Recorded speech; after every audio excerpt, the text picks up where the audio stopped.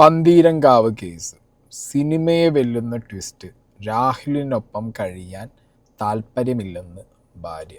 മീൻകറിയിൽ പുളിയില്ലാത്തതിന് മർദ്ദനം.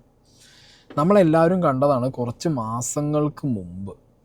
ഓക്കെ, ഈ രാഹുലിൻ്റെ വീട്ടിൽ നിന്ന് അതിക്രൂരമായ പീഡനം നേരിട്ടു ഭർത്താവിൽ നിന്നും ഭർത്താവിയുടെ അമ്മയിൽ നിന്നും എന്ന് പറഞ്ഞ് ഈ കുട്ടിയുടെ ഫാമിലിയും ഈ കുട്ടിയൊക്കെ പബ്ലിക്കായിട്ട് വന്നിട്ട് ഈ കുട്ടി യൂട്യൂബ് ചാനലിലൂടെ പറഞ്ഞ കാര്യമാണ്. അതിനുശേഷം ഈ കുട്ടിയുടെ ഫാമിലി അവിടെ നേരിട്ട് പോയ സമയത്ത് ഈ കുട്ടി അനുഭവിച്ച ആ ഒരു ക്രൂരതകൾ മൊത്തം, അടികിട്ടിയതും തല മുഴച്ചതുമായിട്ടുള്ള കാര്യങ്ങളെല്ലാം കണ്ടതാണ് എന്ന് ഈ കുട്ടിയുടെ പാരൻസ് ഒക്കെ പറയുകയും അതിന് ശേഷം ഒരു ട്വിസ്റ്റ് സംഭവിക്കുകയാണ്. ഈ പറഞ്ഞ രാഹുലേട്ടൻ പാവമാണ് എന്ന് പറഞ്ഞ് പന്തീരങ്കാവിലെ കേസിലെ ഇരയായ യുവതി രണ്ടാമതും യൂട്യൂബിൽ 1-2 വീഡിയോസ് അപ്ലോഡ് ചെയ്യുകയാണ്. ആകെ മൊത്തം പോലീസും കുഴഞ്ഞു, മീഡിയയും കുഴഞ്ഞു. അതിനിടയിൽ പോലീസുകാരന് സസ്പെൻഷനും കിട്ടി. ഓക്കെ, പിന്നെ ഈ പറഞ്ഞ ആരോപണം ഉന്നയിക്കപ്പെട്ട ഭർത്താവായ രാഹുൽ റിപ്പോർട്ടർ ചാനലിൽ എക്സ്ക്ലൂസീവ് കൊടുത്തിട്ടുണ്ട്. ഭക്ഷണം പോലും കഴിക്കാതെ ഏതോ സ്ഥലത്ത് കഷ്ടപ്പെടുകയാണ് ഞാൻ എന്ന് പറഞ്ഞിട്ടുള്ള അയാളുടെ ബൈറ്റ്. ഇങ്ങനെ ആകെ മൊത്തത്തിൽ പന്തീരങ്കാവ് കേസിനകത്ത് മീഡിയ, പോലീസ്, കോടതി എല്ലാവരും കിളി പോയ അവസ്ഥയിലിരിക്കുകയാണ്. ഓക്കെ, അപ്പം എന്താണ് ഇപ്പോഴത്തെ വിഷയം എന്നുള്ളത് നമുക്കൊന്ന് കേൾക്കാം. ടി.കെ. പോലീസ് നൽകുന്ന വിവരമനുസരിച്ച് ഏറ്റവും പുതിയ വാർത്ത ഈ രാഹുലിനെതിരെ കേസെടുത്തിട്ടുണ്ട് എന്നുള്ളതാണ്. 2 വകുപ്പുകൾ, അതായത് BNS 85 ഭർതൃപീഡനത്തിന്, അതായത് ഗാർഹിക പീഡനത്തിനും, ഒപ്പം തന്നെ BNS 110 നരഹത്യാശ്രമത്തിനും, ഈ 2 വകുപ്പുകൾ ചുമത്തി ഇപ്പോൾ യുവതിയുടെ പരാതിയിൽ ഈ രാഹുൽ P. ഗോപാലിനെതിരെ കേസ് എടുത്തിട്ടുണ്ട്. ഇയാൾ ഇന്നലെ മദ്യപിച്ച് ബഹളമുണ്ടാക്കിയെന്നൊരു സംഭവത്തിൽ ഇയാളെ നിലവിൽ പോലീസിന്റെ കസ്റ്റഡിയിലുണ്ട്. ഉച്ച കഴിഞ്ഞ് വൈകിട്ടോടുകൂടി രാഹുലിനെ കോടതിയിൽ ഹാജരാക്കുമെന്ന് പോലീസ് വ്യക്തമാക്കുന്നു. ടി.കെ. ചോദിച്ചതുപോലെ ഇന്നലെ വൈകിട്ട് സന്ധ്യയോടടുപ്പിച്ചാണ് ഈ സംഭവം ഉണ്ടാകുന്നത്. ഈ യുവതിയെ അതിക്രൂരമായി രാഹുൽ മർദ്ദിച്ചു എന്നുള്ളതായിരുന്നു പരാതി. തുടർന്ന് യുവതി മെഡിക്കൽ കോളേജ് ആശുപത്രിയിൽ ചികിത്സ തേടി.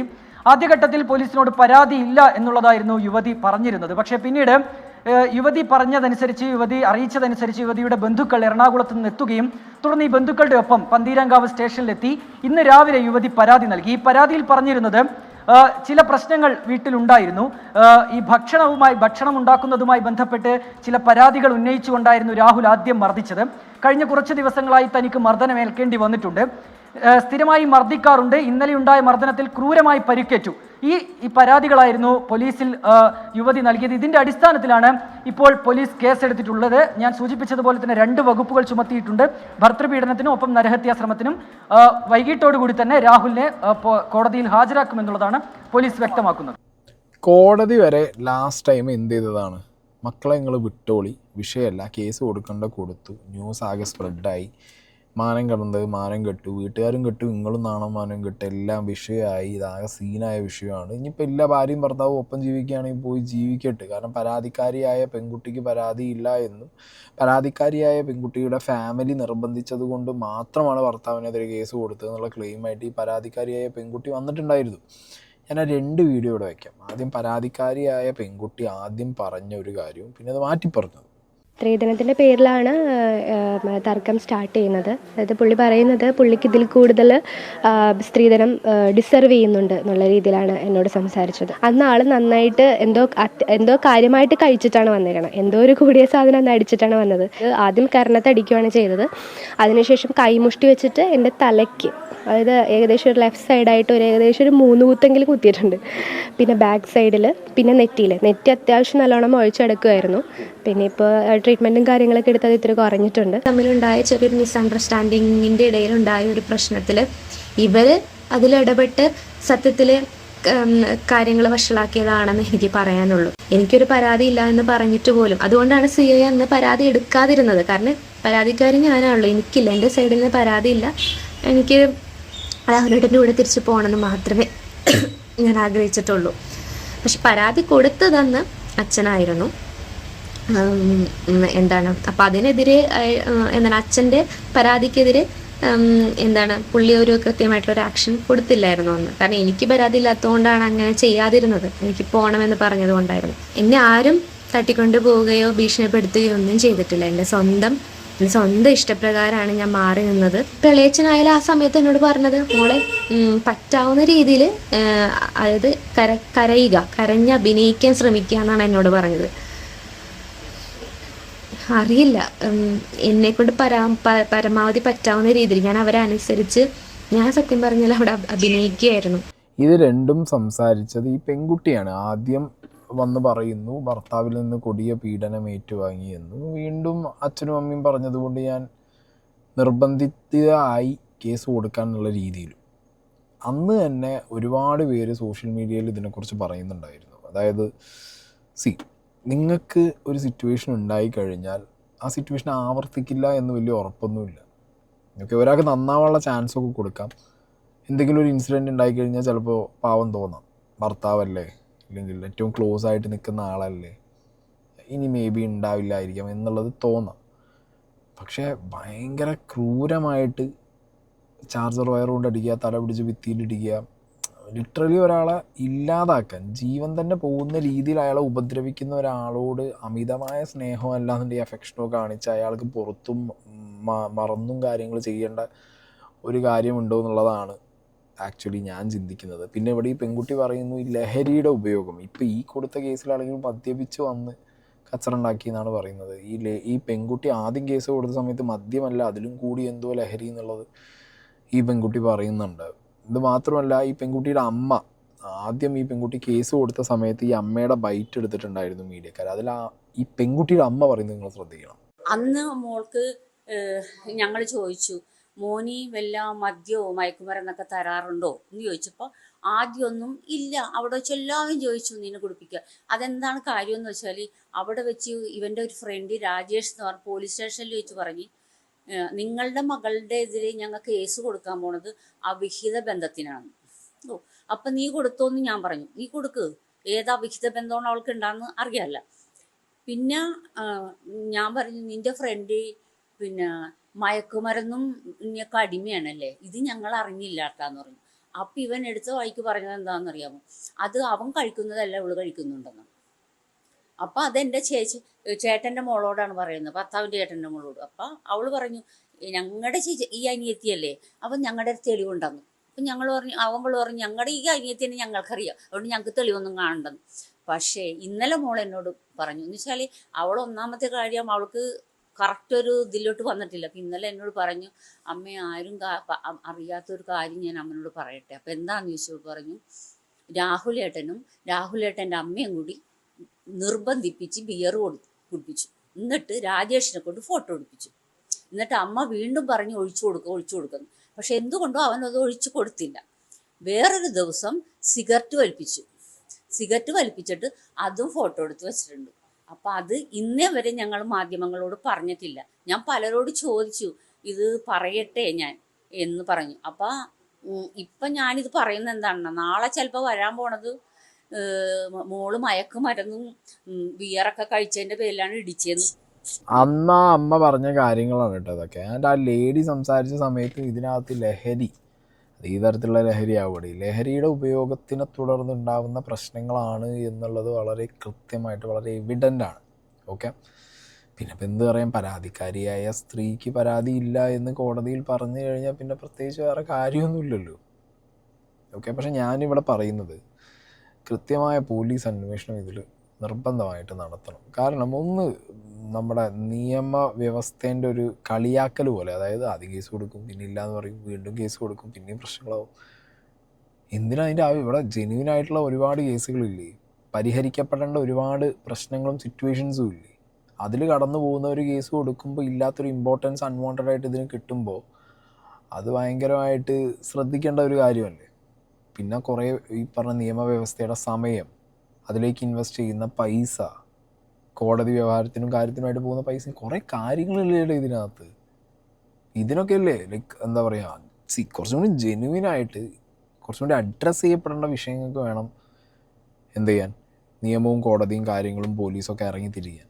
അല്ലാതെ ഇതിപ്പോൾ പറയും പിന്നെ കുറച്ച് കഴിഞ്ഞിട്ട് വേറെ പറയും, പിന്നെ പറയും പിന്നെയും വേറെ പറയും, എന്തെന്നാ ഇത്? അല്ലെങ്കിൽ കൃത്യമായി കൊണ്ടുപോയി ഭാര്യേനെയും ഭർത്താവിനെയും ഇരുത്തി കൗൺസിൽ ചെയ്യണം, ചോദിക്കണം എന്തൊക്കെയാണ് നിങ്ങൾ തമ്മിലുള്ള പ്രശ്നം, ലഹരി ഒരു വില്ലനാണോ നിങ്ങളുടെ ഇടയിൽ, എന്താണ് വിഷയം, ഒരാളെ പേടിച്ചിട്ടാണോ കേസും കാര്യങ്ങളും ഇല്ലയെന്ന് പറയാത്തത്? അതൊക്കെ ചോദിക്കണം. അതങ്ങനെ ചോദിച്ച് അതിനൊരു ടെക്നിക്കലി അതിന് ലാസ്റ്റ് ഒരു ഫൈനൽ റിസൾട്ടല്ലേ കാണണ്ടേ. ആ പയ്യൻ അന്ന് റിപ്പോർട്ടർ ചാനലിന് കൊടുത്തിട്ടുള്ള ഒരു ബൈറ്റ് ഉണ്ടായിരുന്നു, അതിൽ ആ പയ്യൻ പറയുന്ന കാര്യങ്ങൾ കൂടി കേൾക്കണമല്ലോ നമ്മൾ. അഗെയിൻ അവളെ തല്ലി എന്നുള്ളൊരു തെറ്റെൻ്റെ ഭാഗത്തുനിന്നും ഉണ്ടായിട്ടുണ്ട്. അതൊരിക്കലും നിങ്ങൾ ഈ പറയുന്ന പോലെ സ്ത്രീധനം ചോദിച്ചിട്ടോ കാറ് ചോദിച്ചിട്ടോ ഒന്നുമല്ല. ജർമ്മനി വർക്ക് ചെയ്യുന്ന എനിക്ക് എന്തിനാണ് നാട്ടിലൊരു കാറ്? അങ്ങനെ മോളെ തല്ലി എന്നുള്ളത് സത്യമാണ്. ഞാനത് എവിടെ വേണമെങ്കിലും വന്ന് അംഗീകരിക്കാറുണ്ട്. ഏത് ശിക്ഷയും ഞാൻ ഏറ്റെടുത്തോളാം, അത് കുഴപ്പമില്ല. സ്ത്രീധനം ചോദിച്ചു എന്നൊക്കെ പറയുന്നത് എന്ത്? എനിക്കിനി അറിഞ്ഞൂടാ എൻ്റെ ഫ്യൂച്ചർ എന്താവുമെന്നോ നാളെ എന്താവുമെന്നോ എനിക്കൊന്നും അറിഞ്ഞൂടാ. ഇപ്പം ഭക്ഷണം പോലും കഴിക്കാതെ ഏതോ സ്ഥലത്ത് തെണ്ടിത്തിരിഞ്ഞ് പണ്ടാരടങ്ങി നടക്കുകയാണ്. അവളുടെ ചേട്ടൻ അന്ന് തന്നെ വീട്ടിൽ നിന്ന് പറഞ്ഞത് കൊണ്ടോട്ടിയിലൊക്കെ ആൾക്കാരിട്ട് പിന്നെ കാണിച്ചു തരാമെന്നൊക്കെയാണ്. അപ്പം അങ്ങനത്തെ കൈക്രിയകളും കാര്യങ്ങൾക്കും ഒന്നും നിന്ന് കൊടുക്കാനും താല്പര്യം ഉണ്ടായിരുന്നില്ല. എങ്ങനെയുണ്ട്? അതായത് ഈ കേസായ ടൈമിൽ ഈ ചെക്കൻ നാട്ടിൽ നിന്ന് പോയി എന്നുള്ളതാണ് പോലീസുകാർ പറഞ്ഞിട്ടുണ്ടായിരുന്നത്. ജർമ്മനിയിലേക്കാണ് പോയത്. ജർമ്മനി ജോലിയുള്ള എനിക്ക് എന്തിനാണ് ഞാൻ മോളെ തല്ലേണ്ട ആവശ്യം എന്നാണ് ഈ പയ്യൻ ചോദിക്കുന്നത്. ഇത് ചോദിച്ച ആൾ തന്നെയാണ് ഇപ്പോൾ അതേ മകള്, അതായത് ഭാര്യ, മീൻ കറിയിൽ പുളിയില്ല എന്ന് പറഞ്ഞിട്ട് തല്ലി എന്നുള്ള കേസ് കൊടുത്തിട്ടുള്ളത്. ഓക്കെ, എന്തായാലും പോലീസ് അന്വേഷിക്കട്ടെ. ഇപ്രാവശ്യം എന്താണെങ്കിലും പോലീസുകാർ റെക്കോർഡ് ചെയ്യും എന്നുള്ളതാണ് എൻ്റെ ഒരു വിശ്വാസം. കാരണം ഇവർ ഇനി നാളെ മാറ്റി പറഞ്ഞാലോ അടി കിട്ടിയതും സംഗതികളൊക്കെ റെക്കോർഡിക്കലി ആക്കുന്നുള്ളതാണ് എനിക്ക് പേഴ്സണലി തോന്നുന്നത്. ഇനി ഈ പയ്യൻ തന്നെ അഡ്മിറ്റ് ചെയ്യുന്നുണ്ട് തല്ലാറുണ്ട് എന്നുള്ളത്. പയ്യൻ്റെ അമ്മയും ഒരു വൈറ്റ് കൊടുക്കുമ്പോൾ അതിൽ ഇവർ തമ്മിൽ അടി ഉണ്ടാവാറുണ്ട്. ഈ പയ്യൻ അവരെ അടിക്കാറുണ്ട് മകളെ എന്നുള്ളത്, അതായത് മരുമകളെ അടിക്കാറുണ്ട് എന്നുള്ളത് ആ അമ്മയും പറയുന്നുണ്ട്. അന്ന് ഈ അച്ഛൻ, ഈ പെൺകുട്ടിയുടെ അച്ഛൻ, ഇത് ഫാബ്രിക്കേറ്റഡ് ആയിട്ട് പെണ്ണ് വീട്ടുകാർ നിർബന്ധിപ്പിച്ച് പെണ്ണിനെ കൊണ്ട് കൊടുത്ത കേസാണെന്നുള്ളതാണ് പെൺകുട്ടി തന്നെ പറഞ്ഞിട്ടുണ്ടായിരുന്നത്. പക്ഷേ ഈ അച്ഛൻ പറയുന്ന കാര്യങ്ങൾ അന്ന് തന്നെ നിങ്ങൾ കേട്ടു വെച്ചോ. അവളിങ്ങനെ ഒരു ആരോപണം ഉന്നയിക്കുന്നത് അതിൻ്റെ പിന്നിൽ ഒരു സമ്മർദ്ദം ഉണ്ടായിരിക്കും എന്നാണ് ഞാൻ വിചാരിക്കുന്നത്.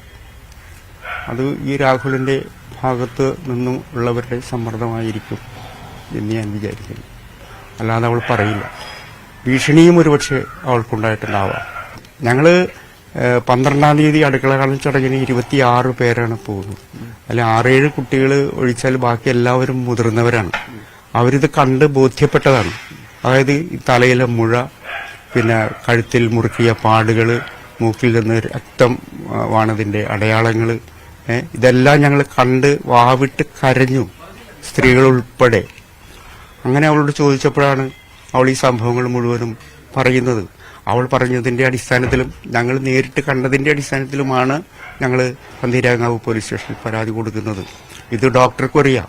ഡോക്ടർ മൊഴിയെടുത്തിട്ടുള്ളതല്ലേ, 3 ഡോക്ടർമാരുടെ, ഫറൂഖ് താലൂക്ക് ആശുപത്രി, പിന്നെ അവിടെ തന്നെ ബേബി മെമ്മോറിയൽ ഹോസ്പിറ്റലിൽ, പിന്നെ ഇവിടെ വടക്കൻ പറവൂർ ഗവൺമെൻറ് ആശുപത്രിയിലെ ഡോക്ടറുടെ മൊഴി, ഇതെല്ലാം പോലീസ് എടുത്തിട്ടുള്ളതാണ്. അപ്പോൾ ഡോക്ടേഴ്സിൻ്റെ ആ റിപ്പോർട്ടിൽ അതുണ്ട്. അതാണ്. അപ്പോൾ പിന്നെ ഇത്തരം സംഭവിച്ചിട്ട് ഇപ്പോൾ അങ്ങനെ മൊഴിമാറ്റി പറയണമെങ്കിൽ ഒരു സ്വാഭാവികമായിട്ട് നമുക്ക് ചിന്തിക്കാവുന്നതേ ഉള്ളൂ. ഇത് സമ്മർദ്ദത്തിന് വഴങ്ങി, അവൻ രക്ഷപ്പെടാൻ വേണ്ടി സമ്മർദ്ദത്തിന് വഴങ്ങി അങ്ങനെ ചെയ്യിപ്പിച്ചതാണ് എന്നുള്ളതാണ്. അതായത് അവൾ പറഞ്ഞതിന്റെ, ഞങ്ങളോട് പറഞ്ഞതിന്റെ അടിസ്ഥാനത്തിലാണ് ഞങ്ങൾ ഈ പോലീസ് സ്റ്റേഷനിൽ പരാതി പറയുന്നത്. അവൾ പോലീസ് സ്റ്റേഷനിൽ അവളും പറഞ്ഞിട്ടുണ്ടല്ലോ പരാതി. അപ്പൊ ഇപ്പോൾ ഈ മിസ്സായതിനു ശേഷമാണല്ലോ അവൾ ഇപ്പോൾ ഇങ്ങനെ മറിച്ച് വരികയാണ്. അവരുടെ കസ്റ്റഡിയിൽ വെച്ചിട്ട് അവര് ശരിക്കും ഇവിടെ സമ്മർദ്ദത്തിന് വിധേയമാക്കി അല്ലെങ്കിൽ ഭീഷണിക്ക് വിധേയമാക്കി പറയിപ്പിച്ചത് തന്നെയാണ്. പെൺകുട്ടിയുടെ അച്ഛൻ പറഞ്ഞ കാര്യങ്ങൾ അന്ന് ശരിവെക്കുന്ന രീതിയിലാണ് ഇപ്പോൾ സംഭവങ്ങൾ മുന്നോട്ട് പോകണം അല്ലേ. ഞാൻ ആ പെൺകുട്ടിയെ കുറ്റം പറയുന്നുണ്ട്. കാരണം പെൺകുട്ടി ചിലപ്പോൾ വിചാരിച്ചു കാണും ലൈഫ് മുന്നോട്ട് പോകണം, ഭർത്താവ് വന്ന് കരഞ്ഞു, ഒരു വട്ടം പറ്റിപ്പോയ തെറ്റായിരിക്കാം, ക്ഷമിച്ചു കൊടുക്കാമെന്ന് വിചാരിച്ചിട്ട് ആ പെൺകുട്ടി ഇനി ഭർത്താവിന് ഇനി ജനങ്ങളും മീഡിയയിലൊന്നും ആരും എടുത്തിട്ട് കൊട്ടണ്ടെന്ന് വിചാരിച്ചിട്ടായിരിക്കും ആ പെൺകുട്ടി എന്ത് ചെയ്തത്, എല്ലാം മറന്ന് എല്ലാം വിഷയവും ഇല്ല എന്നൊക്കെ പറഞ്ഞ് സ്വന്തം വീട്ടുകാർ കണ്ട് ഡോക്ടർമാർ വരെ വെരിഫൈ ചെയ്ത് കേസായ വിഷയത്തിൽ ആ പെൺകുട്ടി സ്വന്തം വീട്ടുകാരെ വരെ തള്ളിപ്പറഞ്ഞ് ആ പയ്യൻ, അപ്പം പെൺകുട്ടിക്ക് അത്രയും ഇഷ്ടാവൂലോടെ ആ പയ്യനോട്. ഓക്കെ, അപ്പം അങ്ങനെ ആയിരിക്കണം. ഞാൻ ആ പെൺകുട്ടിയെ ഞാൻ പറഞ്ഞല്ലോ കുറ്റം പറയുന്ന ഒറ്റ കാര്യത്തിലേ ഉള്ളൂ. നിങ്ങൾക്ക് ഇങ്ങനെ ഒരു ഇഷ്യൂ ഉണ്ട് എന്നുണ്ടെങ്കിൽ നിങ്ങളത് അഡ്രസ്സ് ചെയ്യുക. കറക്റ്റ് നിങ്ങൾ ചെയ്തിട്ടുണ്ടെങ്കിൽ അതിൽ നിൽക്കണം. ഓക്കെ, പിന്നെ സ്നേഹം, പാസം, നൻപ് കാര്യങ്ങൾ മനുഷ്യനാണ്, പറ്റാം. ബട്ട് സ്റ്റിൽ ഞാൻ പറയുന്നത് ഇങ്ങനെ അനുഭവിക്കുന്ന ഒരുപാട് പേരുണ്ട്. ഇതിപ്പോൾ നിങ്ങളുടെ ഒരു കേസ് ആദ്യം പറയുന്നു, പിന്നെ മാറ്റി പറയുന്നു, വീണ്ടും പറയുന്നു. സൊസൈറ്റിയുടെ മുന്നിൽ ഒരു കോമാളി ഫേസ് വരൂടെ ഇങ്ങനെയുള്ള കേസുകൾക്ക്. ജെനുവിനായിട്ടുള്ള കേസുകൾക്ക് പിന്നെ ഒരു രീതിയിലുള്ള സപ്പോർട്ടും കിട്ടാതെയാവും സൊസൈറ്റിയിൽ. അതുകൊണ്ടാണ് പറയുന്നത്, നിങ്ങൾക്ക് സ്റ്റേണായിട്ട് നിൽക്കാൻ പറ്റുന്നെങ്കിൽ മാത്രം നിങ്ങൾ കേസും കൂട്ടോ ആവലും ഇത് പബ്ലിക് ആക്കലും ചെയ്താൽ മതി വീട്ടിലെ പ്രശ്നങ്ങൾ. ഇല്ലെങ്കിൽ വേണ്ട. ഇപ്പോൾ കഴിഞ്ഞ മാസം കോടതി ഇവരെ ഒരുമിച്ച് ജീവിക്കാനായിട്ട് അനുവദിച്ചു. കോടതി അങ്ങനെ അനുവദിച്ചപ്പോൾ ഞാൻ വേറെ ഒന്നിനും പോയില്ല. കാരണം അവർ ഒരുമിച്ച് ജീവിച്ച് അവർ നാട്ടുകാർക്കും കുടുംബത്തിനും ഒരു മാതൃകയായിട്ട് നല്ല രീതിയിൽ ജീവിക്കട്ടെ എന്ന് തന്നെയാണ് ഞങ്ങളും ആഗ്രഹിച്ചത്. പിന്നീട് അവർ കോഴിക്കോട് ഒരുമിച്ച് ജീവിക്കുന്നു എന്ന് അറിയാൻ കഴിഞ്ഞു. പിന്നീടാണ് ഈ കഴിഞ്ഞ ദിവസം തിങ്കളാഴ്ച രാത്രി കോഴിക്കോട് പോലീസ് സ്റ്റേഷനിൽ നിന്ന് എന്നെ വിളിക്കുകയാണ്. ഇങ്ങനെ മകളിങ്ങനെ മർദ്ദനമേറ്റ് കോഴിക്കോട് മെഡിക്കൽ കോളേജ് ആശുപത്രിയിൽ കിടക്കുകയാണ്, നിങ്ങൾ എത്രയും പെട്ടെന്ന് എത്തണം. അങ്ങനെ ഞങ്ങൾ ഇവിടെ നിന്ന് ഒരു 9:15 ഒരു വണ്ടി എടുത്ത് ഞങ്ങളൊരു 1:30 മണിക്ക് കോഴിക്കോട് മെഡിക്കൽ കോളേജിലെത്തി. അപ്പോൾ അവിടെ അഡ്മിറ്റാണ്. അപ്പോൾ അവൾക്ക് ഇങ്ങനെ കണ്ണിന് ചുണ്ടിന് മുറിവ് കണ്ട്, പിന്നെ തലക്ക് ഇങ്ങനെ ഇടിച്ചിട്ടുണ്ടെന്ന് പറഞ്ഞു. അങ്ങനെ ഞങ്ങൾ അപ്പോൾ അതുവരെ ഈ രാഹുലിൻ്റെ അമ്മ അവിടെ ഉണ്ടായിരുന്നു. അതുവരെ ഡോക്ടർ എഴുതി കൊടുത്ത ചികിത്സാ മാർഗങ്ങളൊന്നും അവർ ചെയ്തിട്ടില്ല. കാരണം CT സ്കാൻ എടുക്കണം, പിന്നെ എക്സ്റേ എടുക്കണം, അങ്ങനെയുള്ള കാര്യങ്ങളൊന്നും ചെയ്തിട്ടുണ്ടായിരുന്നില്ല. അപ്പോൾ ഡോക്ടറെ കണ്ട് ഞാൻ സംസാരിച്ചപ്പോൾ ഇതൊക്കെ ചെയ്യേണ്ടതാണ്, പക്ഷേ ഇതുവരെയായിട്ടൊന്നും ചെയ്തിട്ടില്ല എന്ന് പറഞ്ഞു. അത് ചെയ്യണം നന്നായിരിക്കും എന്ന് പറഞ്ഞു. അങ്ങനെ ഞാൻ ഉടനെ അതിൻ്റെ ഇത് നടത്തി CT സ്കാൻ എടുത്തു, എക്സ്റേ ഒക്കെ എടുത്തു. പിന്നീട് നേരം വെളുത്ത് ഒരു 9 മണിക്ക് മുമ്പായിട്ട് അവിടെ നിന്ന് ഡിസ്ചാർജ് ചെയ്തു. ഡിസ്ചാർജ് ചെയ്തതിന് ശേഷം നേരെ പന്തിരിയങ്കാവ് പോലീസ് സ്റ്റേഷനിൽ വന്നിട്ട് പരാതി കൊടുത്തു. പരാതി കൊടുത്തതിന് ശേഷം ഈ മകളുടെ സർട്ടിഫിക്കറ്റ്, പിന്നെ വസ്ത്രം, അവളെ ആയിട്ടിരുന്ന വസ്ത്രം മാത്രമേ ഉള്ളൂ, ബാക്കിയൊക്കെ അവരുടെ വീട്ടിൽ ചെരുപ്പ് പോലും ഇല്ല. അങ്ങനെ ഞങ്ങൾ വീട്ടിലേക്ക് ചെന്നു. ഈ സർട്ടിഫിക്കറ്റും വസ്ത്രവും എടുത്തിട്ട് ഞങ്ങൾ പോരുകയാണ് ചെയ്തത്. ഇവളെ ഇങ്ങനെ ആംബുലൻസിലാണ് കൊണ്ടുപോകുന്നത്. അപ്പോൾ ആംബുലൻസിൽ സ്ട്രെച്ചറിൽ കിടത്തിയിട്ട് ബെൽറ്റിട്ട് കിടത്തിക്കുകയാണല്ലോ. അങ്ങനെയുള്ള ഒരു രോഗിയെ മർദ്ദിക്കുക എന്ന് പറയുന്നത് എനിക്ക് സഹിക്കാൻ പറ്റുന്നൊരു സംഗതിയല്ല. അപ്പോൾ എത്രയോ ക്രൂരനാണ് ആ മനുഷ്യൻ എന്ന് ചിന്തിച്ചു പോവുകയാണ്. ശവത്തിൽ കുത്തുന്നത് പോലെയല്ല. ഒരു അച്ഛൻ്റെ ഗതികേട് എന്നേ പറയാനുള്ളൂ. കാരണം ആ മകൾക്ക് മർദ്ദനമേറ്റത് 2 പ്രാവശ്യം ഈ അച്ഛൻ കണ്ടു. 2 പ്രാവശ്യം വളരെ കൃത്യമായ നിയമ നടപടികളിലൂടെ മുന്നോട്ട് പോകാൻ ഈ അച്ഛൻ റെഡിയായി. മകൾ പക്ഷേ ഭർത്താവിൻ്റെ ഭാഗത്ത് നിന്നു, വീണ്ടും പണി കിട്ടി, വീണ്ടും അച്ഛൻ്റെ അടുത്ത് തന്നെ ആശ്രയത്തിന് വന്നു. ആസ് എ പാരൻറ്റ് ഇവർ ശരിക്കും ഇനി ആ മകളെ വിടരുത്. മകൾക്ക് ഇനിയും ചിലപ്പോൾ തോന്നാം, ഇയാൾ ചിലപ്പോൾ വന്നിട്ട് കള്ളക്കരച്ചിലോ കാര്യം അറിഞ്ഞു കഴിഞ്ഞാൽ ചിലപ്പോൾ സീനാവാം. ഇനി ഞാൻ വേറൊരു ആസ്പെക്റ്റ് ഇതിൽ പറയാം. ഇതിൽ ലഹരിയുടെ ഉപയോഗം പറയുന്നുണ്ട്. ഞാൻ ഒരാളെയും കുറ്റപ്പെടുത്തുകയല്ല, ബട്ട് സ്റ്റിൽ നമ്മൾ പറയുമ്പോൾ എല്ലാം പറയണമല്ലോ. ലഹരി മൂത്ത് നിൽക്കുന്ന സമയത്ത് ഇപ്പോൾ ആരൊക്കെ അടിക്കും നമുക്ക് പറയാൻ പറ്റില്ല. സ്ത്രീ ആയതുകൊണ്ട് അവർ ലഹരി അടിക്കില്ല ഒന്നും പറയാൻ പറ്റില്ല. ചിലപ്പോൾ കൊടുത്തതായിരിക്കാം, കൊടുത്തിട്ട് പിന്നെ അങ്ങനെ ആയതായിരിക്കാം, വാട്ട് എവർ ഇറ്റ് ഈസ്. കാരണം ഇവരിതിനിടയിൽ ഒരു ഇറങ്ങിപ്പോക്കൊക്കെ നടത്തിയിട്ടൊക്കെ ഉണ്ട്.